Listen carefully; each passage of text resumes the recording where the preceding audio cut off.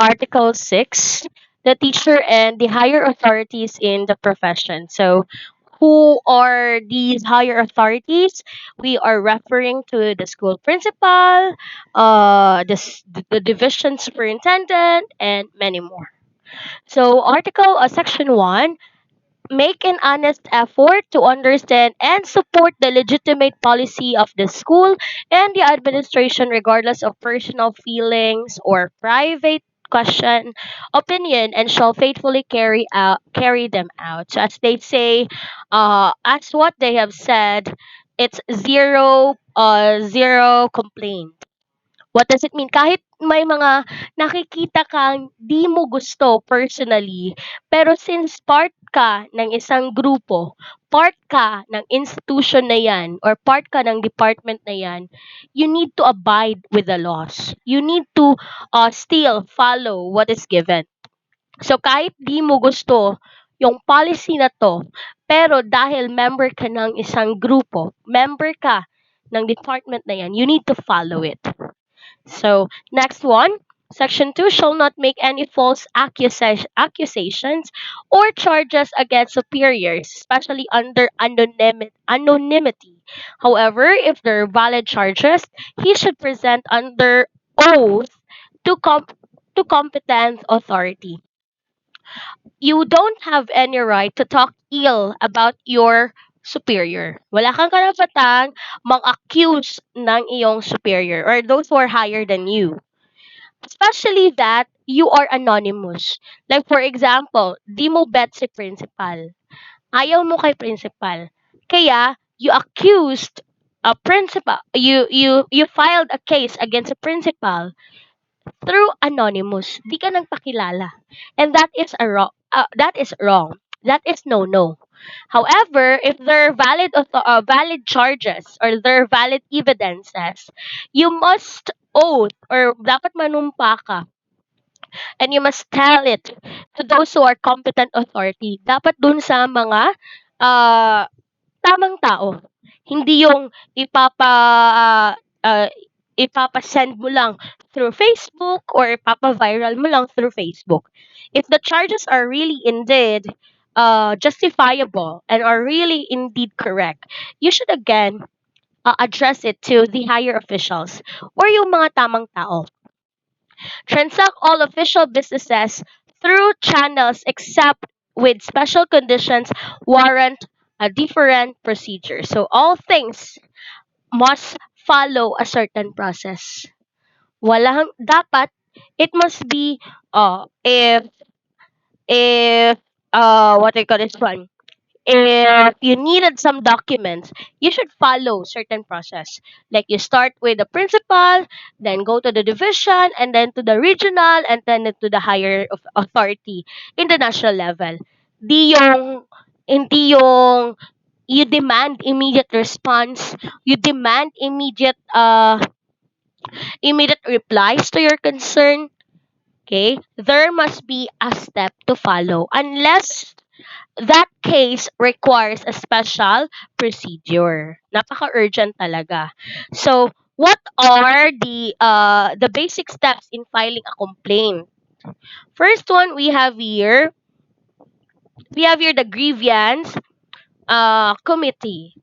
We have here the faculty club president, the parents teachers association president, the supreme student government president, and others.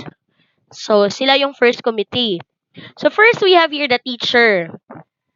So subject coordinators for academic matters. So for example, teacher to another teacher.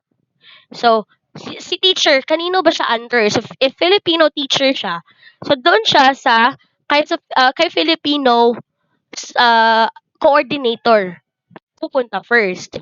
After the Filipino coordinator, it must be raised to the principal. After ni principal, doon din kay division supervisor. After kay division supervisor, doon ka kay, it must be addressed to the division superintendent. After ni division, to regional. After ni regional, that's the national, which is the DepEd secretary. Di yung si teacher, first complaint, immediately kay supervisor. No, you must follow such process. Next, we have here section 4 has a right to seek redress against injustice to administration, shall, rate, shall raise grievances within acceptable democratic process, and shall avoid jeopardizing the interests and welfare of learners whose right to learn must be respected.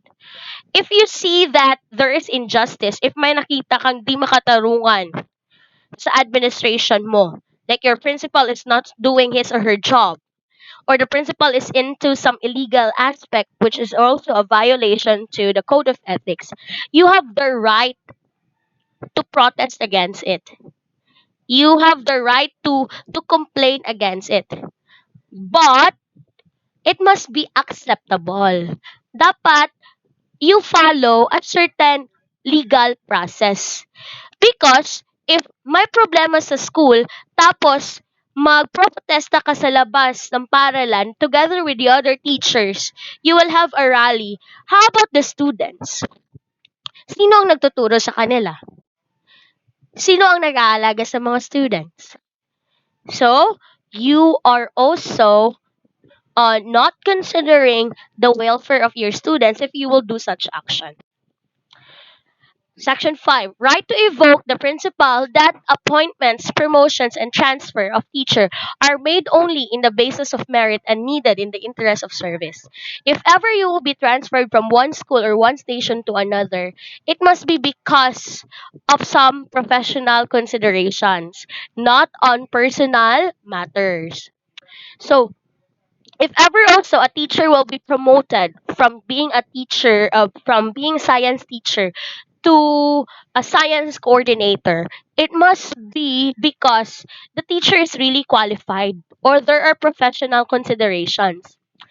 Okay? Hindi yung, ay, bet ko to kasi may relationship sila and so on. Or binayaran siya. It must be again basis of merit. A teacher who accepts a position assumes a contractual obligation to live up to his contract, assuming full knowledge of employment and terms of conditions. So if ever you will you will accept a position, you must also know what are the things which are expected from you in that position. So we have your procedures on the appointment and promotion of teaching related to the non-teaching position, publish vacant position, they must publish it, announce that there is a vacant position for at least three mediums. We have here from the DepEd and so on. They must get the list of applicants. They must conduct preliminary evaluation, prepare a lineup which shall reflect the qualifications of all the applicants, post three conspicuous places for at least 15 calendars, notify applicants for the preliminary evaluation, submit the lineup for deliberation, conduct further assessment like test, interview, and submit the ranking candidates. So, who are the personnel? The division level, the chairperson, secondary level, these, non-teaching, and so on. So we have here Article 7, school officials, teachers, and other personnel. So at all times, show professional courtesy, helpfulness, and sympathy towards teachers and other personnel. So if you are a higher, let's say if you are a supervisor, a school principal, you must show sympathy to your teachers. You must respect them. Di yung inaalila mo sila kasi nasa higher position ka compared to them. Section 2, cooperative responsibility to formulate policies or introduce important changes in the system at all levels. It is also your responsibility to think or suggest of better policies which you think are helpful for a more effective teaching and learning process.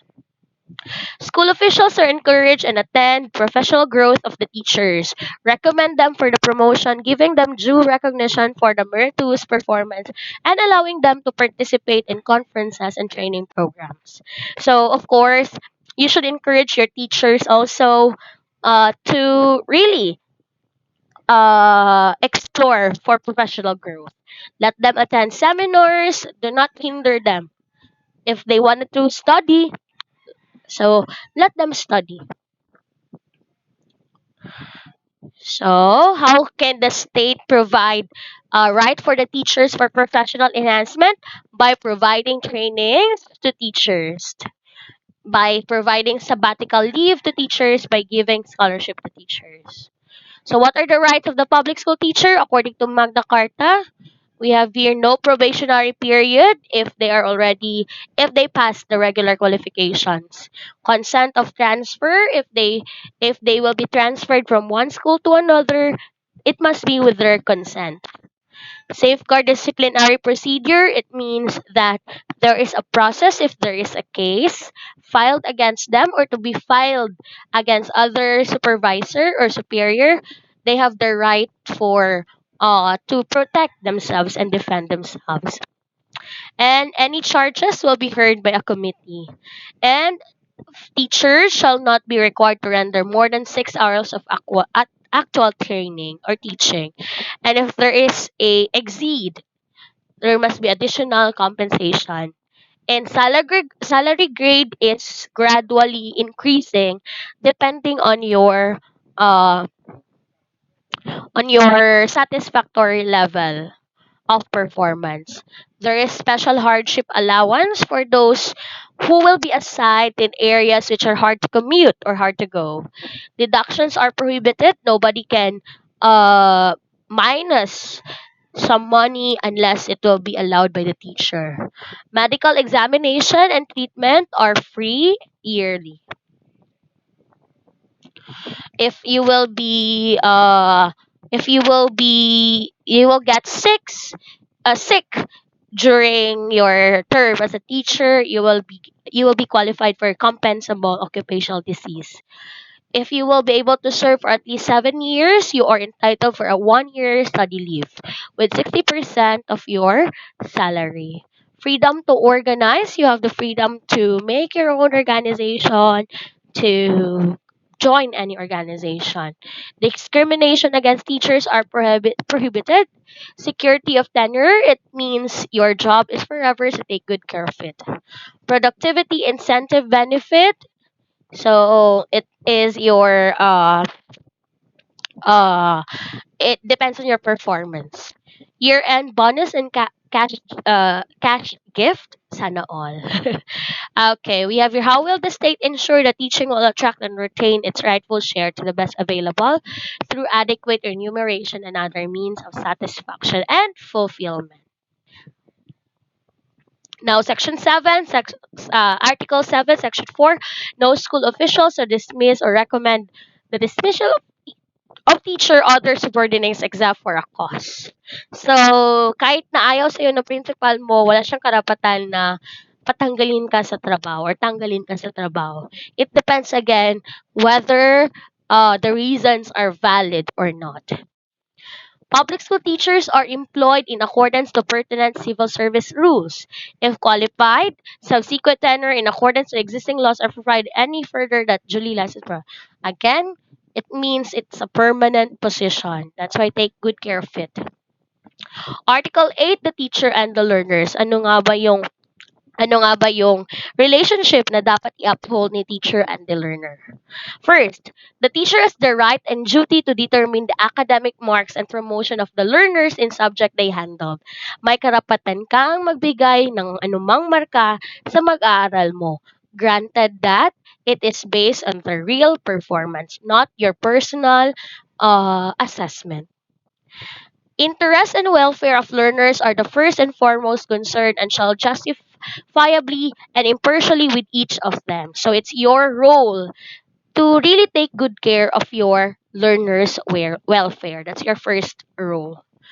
Under no circumstances shall a teacher be prejudiced or discriminate against a learner. Wala kang karapatan wala kang karapatan to discriminate your learners. Di mo siya tuturuan kasi mabaho siya or galing siya sa ganitong religion and so on. Again, you don't have any right about that one. Shall not accept favors or gifts from learners from their parents and others on behalf of exchange for requested concessions, especially if undeserved. You don't, as much as possible, do not receive any gifts from your students because, especially if my hihingin sila in exchange of that great gift. Or as much as possible, try to avoid receiving gifts from your students. Kasi, if i-receive mo to, magkakautang ng loob ka sa kanya. Kasi, there's a possibility that your judgment will be subjective. Kasi nga, may utang na loob ka sa student na to. Binigyan ka kasi ng isang car. So some schools, what they're doing is that if ever there will be given to the teacher, it will be as much as possible, it will be divided among all the teachers para fair. Or ipaparaffle nila. Next. So example, may a principal of a public high school refuse the enrollment of a student due to sex, ethnic grouping, or religion of the child? May a principal and so on? No. The answer is no. Because you should not refuse or discriminate any students. Mr. P of Bulubundukin High School refused to admit a student for not being a resident of the said barangay where the school is located. Is it legal? No, because again, everybody must have equal right or equal quality education. Mr. L, a principal of Masambahin Elementary School, limit the enrollment to 60 pupils per classroom and gave priority to residents over non-residents of the barangay. Is it valid and acceptable? Yes. Okay. Why valid siya if nag-limit sa teacher? Because limiting the enrollment is in consonance with DepEd Order number 32 series of 2003, provided that the principal will give assistance to the students to enroll to the nearby school so as not to deprive him of his right to education. Okay, if you will just set some limit, it's okay. Pero di mo siya i-accept just because he is part of a certain group or a certain religion, that's a no-no. So we have here section 5, shall not accept directly or indirectly any remuneration from tutorials other what is authorized from the service. If ever may student ka na nahihirapan, you have the right to tutor the student. Pero di ka dapat tumatanggap ng bayad sa tutorial na yan. Because it is your responsibility as a teacher to teach that student. If di siya natuto, that is still your responsibility. So, walang bayad. Except if that student is not under you. Okay, pwede lang yan. Section 6, evaluation of the learner must be based only on his merit on quality of academic performance. Not because, kapatid to ng crush ko, kapatid to ng jowa ko, kapatid to ng neighbor namin. That is a no-no. Everything must be based on academic performance.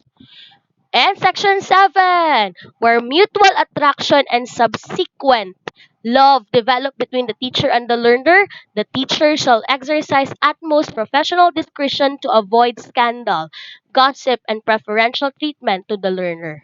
If there is mutual attraction between you and the students, what will happen is that you should remain professional. Hindi siya sinabi sa Code of Ethics na bawal. Wala siyang nilimit na bawal or wala siyang binanggit na bawal. What you are going to remember here is that you need to be professional at all times. As much as possible, you need to wait na makagraduate yung student. Or you need to wait na di na siya under sa'yo. So that you will be able to avoid such gossip. Alam niyo na ngayon, matulis ang mga mata ng mga chismosa in terms of chismis. So be careful. We have here section 8, shall not inflict corporal punishment on offending learners nor make deductions from their scholastic rating. If ever your learner offended you during the discussion kasi parang napamukha na mas may alam siya kesa sa'yo, you don't have any right to deduct his scholastic rating. You have no right to deduct his grade just because of that situation. Unless nor make any corporal punishment. Because again, The scholastic rating of the student is based on his academic performance, not subjective evaluation. A teacher shall ensure that conditions contribute to the maximum development of the learners are adequate and shall extend needed assistance in preventing solving learners' problems and difficulties. So, if ever mangingailangan ng tulong yung mag-aaral mo, should extend some help to your student the best way you could. Okay? You should help your students or assist your student in solving or preventing his or her problem. So, as loco parentis, we are the second parents or surrogate parents of our students. So, what does it mean? We need to guide them the best way we could. Article 9, the teacher and the parents. Ano yung klaseng relationship na dapat nating establish between the parents of our students as also stakeholders of the teaching and learning process? Section 1. Establish and maintain cordial relations with parents and shall conduct himself to merit their confidence and respect. So, be professional with dealing with your students. Kahit na mare mo pa yan. Kahit kumare mo pa yan sa kasal or sa binyag. Still, be professional if your role is the teacher and that role of your friend is parent. So, gain their respect because again you need to work hand in hand in providing and ensuring the quality education for your students. Shall inform parents through proper authorities of the progress and deficiencies of the learners under him, exercising utmost candor and tact in pointing out the learners' deficiencies.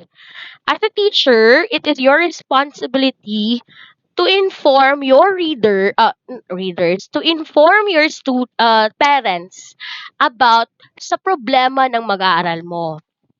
So, if yung student mo mahina sa ganitong bagay or sa ganitong topic, dapat karapatan mo at karapatan ng parents na malaman. It is your obligation to inform the parents because it is their right to know the performance of their child.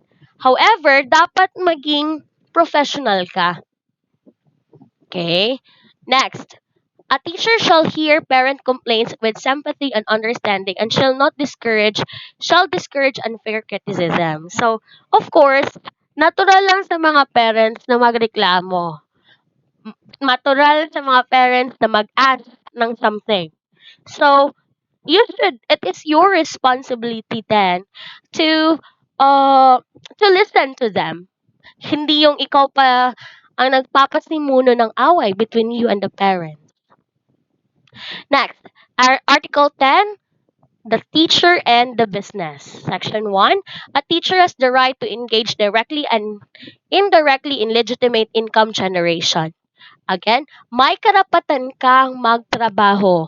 May karapatan kang ma-involve sa mga other legal income generating aspects. So for example, maaari kang mag-invest sa stock market, maaari kang maging ganito and so on. As long as it will not affect your work as a teacher and di mo gagamitin yung role mo as a teacher. Maintain a good reputation with respect to the financial matters such as settlement of the debts and loan in arranging satisfactorily his private financial affairs. Dapat you should pay what you owe. Dapat you should pay what you have borrowed. So, settle your accounts, settle your loans. No teacher shall act directly or indirectly as agent of financially interested or any commercial ventures which furnish books. Bawal kang maging agent ng pagbili ng mga books para sa eskwelahan or para sa paaralan. Bakit? Kasi it might affect it involves money. And probably may commission kang makukuha dito, kaya ito yung pinili. So it might affect the judgment. Okay? And members of the duly recognized teachers cooperatives may participate in the distribution and sale of such commodities. Okay, so dapat wala kang kinalaman doon. If there are they are selling, if they are buying something, dapat it's beyond your control as a teacher. It's beyond your role as a teacher. Let other people handle it.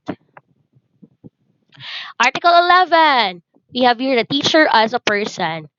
We have your highest obligation to live with dignity and all with in all places and at all times. Kahit nasaan ka, kahit anong oras, still be professional. Remember, you are a teacher and many eyes are watching. Self-respect and self-discipline as the principle of personal behavior in all relationships with others and in all situations. Be professional when you deal with other people.